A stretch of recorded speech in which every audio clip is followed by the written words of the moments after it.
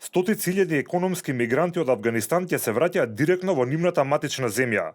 Ова е одлучено на состанок во Брисел одржан меѓу афганистанскиот државен врв и челниците на ЕУ САД и земјите низ кои што минува балканската бегалска рута.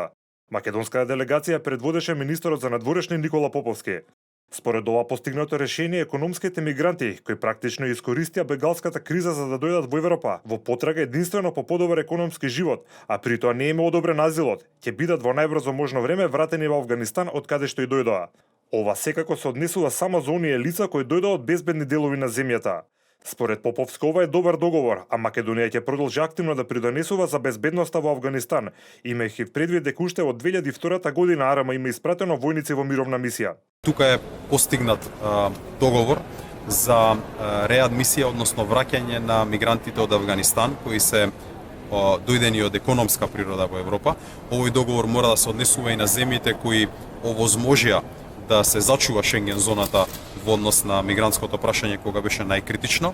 Ќе помогне и за сите оние афганистански граѓани кои во моментов се заглавени некаде на рутата мигрантска која почнува од Грција и завршува во северно европските држави, но воедно и ќе биде сериозна порака за обесхрабрување на поголем број на економски мигранти кои во континуитет доаѓаат од Авганистан кон западноевропските земји.